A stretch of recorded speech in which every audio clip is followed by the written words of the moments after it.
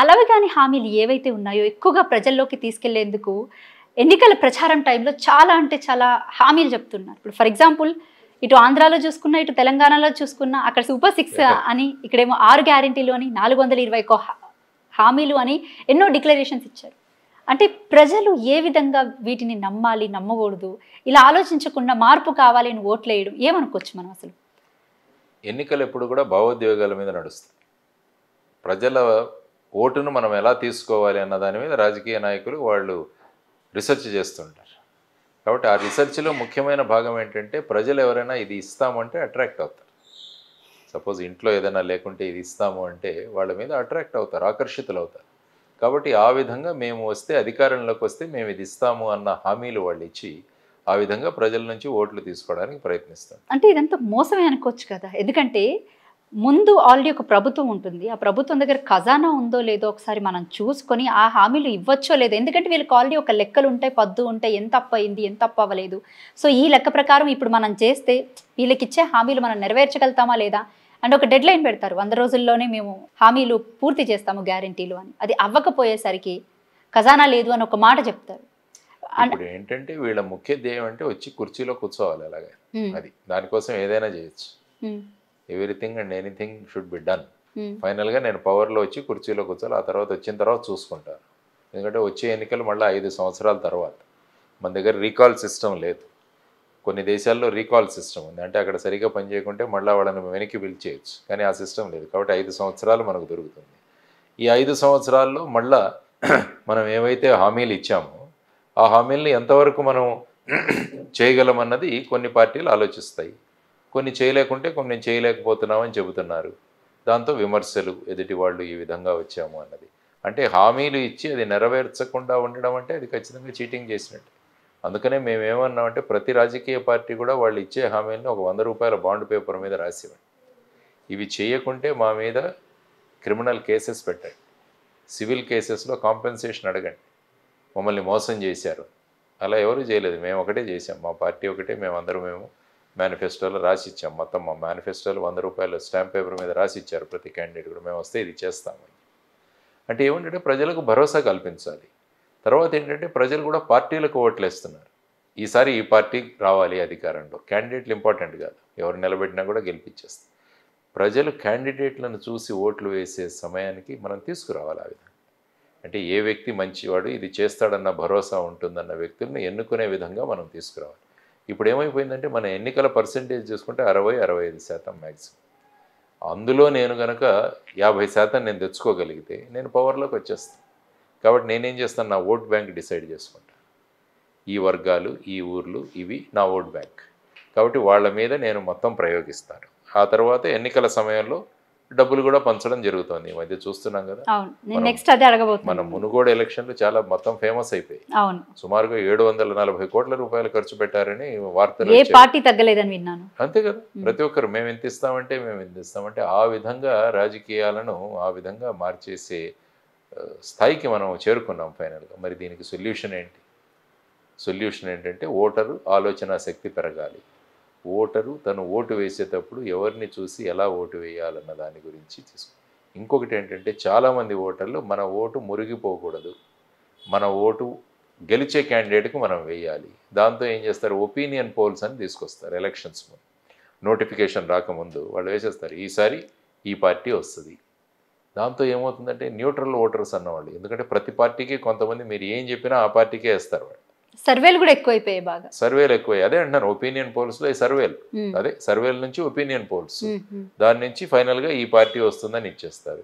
Election commission 45 రోజుల ముందు వస్తుంది రంగంలోకి, ఆ ముందే వీళ్ళు ఇది నిర్ణయం ఇచ్చేస్తారు. దానివల్ల ఏంటంటే న్యూట్రల్ ఓటర్స్ మీద ప్రభావం పడుతుంది. దానివల్ల పార్టీలు ఆ విధంగా బెనిఫిట్ పొందుతున్నాయి. కాబట్టి ఎలక్షన్ కమిషన్కు ముందే తెలుసు 6 నెలలలో ఏ రాష్ట్రాల్లో ఎన్నికలు వస్తున్నాయని తెలుసు. కాబట్టి ఆ రాష్ట్రాల్లో ఎటువంటి ఒపీనియన్ పోలు, సర్వేలు ఉండకూడదన్నది ఒకటి తీసుకురా. మేబీ సోషల్ మీడియా ప్రొజెక్షన్స్ కావచ్చు, మెయిన్ స్ట్రీమ్ మీడియా కావచ్చు, ఇవి ఏవి జరగకూడదు. అలా ఏవైనా జరిగితే వాళ్ళ మీద కఠినంగా శిక్షిస్తామని చెబితే ఇవన్నీ కూడా జరగవు. ఆ తర్వాత ఎలక్షన్స్లో కొన్ని పార్టీలకు డబ్బులున్న పార్టీలు వాళ్ళు బ్రహ్మాండంగా వాళ్ళ ప్రచారం చేసుకుంటారు. ఎలక్టోరల్ బాండ్స్ ద్వారా ఆల్మోస్ట్ 6,000 కోట్ల రూపాయలు వసూలు చేశారు. మరి ఆ డబ్బులు వీళ్ళ దగ్గరే ఉన్నాయి, పార్టీల దగ్గరే ఉన్నాయి. సుప్రీంకోర్టు ఆ డబ్బుల్ని వెనక్కి తీసుకోవాలా. ఓన్లీ ఎలక్టోరల్ బాండ్స్ విధానం అన్నది తప్పని చెప్పారు, కానీ ఇంతవరకు మీరు వసూలు చేసిన అమౌంట్ని ఏం చేయాలంటే ఆ పార్టీల దగ్గరే ఉన్నాయి. అలాగే మీడియా విషయానికి వస్తే గనక ఒక వర్గానికే చెందిన మీడియాగా ఈ మధ్య కాలంలో ఎక్కువగా ప్రెజెంటేషన్స్ వస్తూ ఉన్నాయి. అంటే ఇటు పార్టీలకి డివైడ్ చేసేసుకొని ఒక్కొక్క పార్టీకి అనుకూలంగా మీడియా ప్రస్తావన కానీ, ఎందుకంటే ఇప్పుడు ప్రతిపక్ష పార్టీలో ఉన్న మీడియా ఒకటైపోతుంది, అధికార పక్షంలో ఉన్న పార్టీ కూడా మీడియా ఒకటైపోతుంది. అంటే వీళ్ళ మీద ఈ రకంగా ఈ విధమైన మీడియా ప్రెజెంటేషన్స్ కూడా ఏ విధంగా చూడొచ్చు సార్? ఎందుకంటే ఫోర్త్ ఎస్టేట్ అన్న ఒక విశిష్టమైన స్థానం ఉంది మీడియాకి. అంటే లెజిస్లేచరు, ఎగ్జిక్యూటివ్, జ్యుడిషియరీ, ఈ ముగ్గురి గురించి ప్రజలు వీళ్ళు ఎలా పనిచేస్తున్నారు అని ప్రజలకు సమాచారం అందజేయాల్సిన వాళ్ళు ఫోర్త్ ఎస్టేట్ మీడియా సంస్థ. కాబట్టి ఎప్పుడైతే ఈ విధంగా వాళ్ళు కూడా పార్టీ వైజ్గా డివైడ్ అవ్వడం మొదలుపెట్టారో మరి ఆ ఛానల్స్ని ఎవరు నమ్మట్లా. డైరెక్ట్గా చెప్తున్నారు ఈ ఛానల్ ఈ పార్టీదని. అందువల్ల ఏంటంటే మళ్ళీ సోషల్ మీడియా దగ్గరికి వస్తున్నారు. సోషల్ మీడియా ఏంటంటే there is no limit. Media channels అంటే కొన్ని ఛానల్స్ ఉంటాయి. మన రాష్ట్రాల్లో చూసుకుంటే 29 ఛానల్స్ ఉన్నాయి, న్యూస్ ఛానల్స్ మన దగ్గర. అదే సోషల్ మీడియా అయితే యూట్యూబ్ ఛానల్స్ రకరకాలుగా వచ్చేస్తాయి. ఎవరు పడితే వాళ్ళు ఓనర్షిప్ పెట్టేసుకోవడం, చెప్పిన విషయాల్లో థంబ్నెయిల్స్ విపరీతంగా పెట్టేయడం, ఆ చెప్పిన దానికి థంబ్నెయిల్కి సంబంధమే ఉండదు. ఏంటంటే వ్యూవర్షిప్ పెరగాలి, వ్యూవర్షిప్ పెరిగితే మాకు డబ్బులు వస్తాయి యూట్యూబ్ నుంచి. కాబట్టి ఇది కూడా అక్కడ కూడా ఈ విధమైన డైల్యూషన్ అవుతుంది. సో ఆ విధంగా ఏమవుతుందంటే ఒక కన్ఫ్యూజ్డ్ స్టేట్లో, ఎందుకంటే అంటే దీనివల్ల మీడియాకున్న వాల్యూ కూడా ఒక విధంగా తగ్గినట్టే కనపడుతుంది. ఒప్పుకోవాలి కదా. ఎందుకంటే ప్రిన్సిపల్స్ ఆఫ్ జర్నలిజం అని ప్రెస్ కౌన్సిల్ ఆఫ్ ఇండియా ఒక పుస్తకం పెట్టింది. ఆ జర్నలిజంలో మనం ఎలా రాయాలి, ఏం చేయాలి అనేది. ఆ జర్నలిజం రూల్స్ కూడా మీరు ఒకసారి చదివితే అందులో వాటికి ప్రస్తుతం అమలు చేస్తున్న దానికి చాలా తేడా ఉంది. సో వాటన్నిటిలో కూడా మార్పులు రావాలి. మరి సోషల్ మీడియాకు వస్తే ఇక ఎన్ని సంఖ్యలు ఉంటాయని, ఎన్ని యూట్యూబ్ ఛానల్స్ ఉంటాయంటే ఓ రకరకాలుగా ఉంటాయి. సో ఆ విధంగా తర్వాత ప్రతి పొలిటికల్ పార్టీ కూడా సోషల్ మీడియా గ్రూప్ అన్న దాని మీద చాలా ఇన్వెస్ట్ చేస్తున్నారు వాళ్ళు. ఎందుకంటే ఈ సోషల్ మీడియాలో వచ్చే వాటి మీద కామెంట్స్ వేసేవాళ్ళు, తిట్టేవాళ్ళు, ఇవన్నీ కూడా ఎక్కువైపోయారు ఈ మధ్య. కాబట్టి పార్టీలు ఎక్కువగా ఖర్చు పెడుతున్నది వాళ్ళ సోషల్ మీడియా గ్రూప్కి. దానికి ఇంపార్టెంట్ ఇన్ఛార్జి ఇవన్నీ పెట్టుకొని వాళ్ళు ఏ విధంగా న్యూస్లు ప్రొజెక్ట్ చేయాలి, ఏ విధంగా వాళ్ళ వ్యూవర్షిప్ని అట్రాక్ట్ చేయాలి. ఎందుకంటే దీన్నంతా అటెన్షన్ ఎకానమీ అంటాం. అటెన్షన్ ఎకానమీ అంటే తక్కువ సమయంలో ఎక్కువ అటెన్షన్ ఎలా తీసుకో. అందుకని అడ్వర్టైజ్మెంట్స్ కూడా చూడండి ఈ మధ్యలో వాళ్ళు ఎలా తయారు చేస్తారంటే తక్కువ టైంలో మనము ఈ కస్టమర్స్ చేరాలి. సో ఇదంతా అటెన్షన్ ఎకానమీ. దీని మీద చాలా ఇన్వెస్ట్మెంట్స్ జరుగుతున్నాయి అటెన్షన్ ఎకానమీ. ఇది కూడా అంతే అటెన్షన్ ఎకానమీ. అందువల్ల థంబ్నెయిల్ వేరేగా పెట్టడం, దట్ ఈజ్ అటెన్షన్ ఎకానమీ. మా ఛానల్ చూడాలి. మీరు సాధారణంగా పెట్టారనుకో ఎవరు చూడరు. వాళ్ళని తిట్టారు అని క్వశ్చన్ మార్క్ పెడతాడు, వెంటనే చూసేస్తారు జనాలు. అందులో ఏమి ఉండదు ఫైనల్గా. కాబట్టి ప్రజల యొక్క సమయం కూడా చాలా వేస్ట్ అవుతుంది. ప్రజలు ఇండిపెండెంట్గా నిర్ణయం తీసుకోవడానికి కూడా కన్ఫ్యూజన్లో ఉన్నారు ప్రజలు.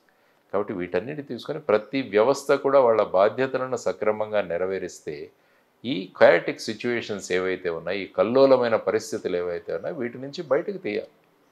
మనిషి ఏంటంటే ఎంత డిస్టర్బ్డ్గా ఉన్నాడంటే ఇప్పుడు మనిషి మీరు చూడండి ఎంతమందికి డయాబెటీస్, బీపీలు ఇవన్నీ విపరీతంగా పెరిగిపోతున్నాయి ఇప్పుడు సమాజం. ఎందుకంటే ఇదంతా మైండ్ మీద ఉన్న ప్రెషర్ వల్ల ఇదంతా కూడా. ఇప్పుడు ఏం చేశారంటే శారీరక శ్రమ తగ్గింది, మానసిక శ్రమ పెరుగుతుంది. ఇంతకుముందు ఎలాగుందంటే శారీరక శ్రమ ఎక్కువ ఉండేది, మనుషులు ప్రశాంతంగా ఉండేవాళ్ళు.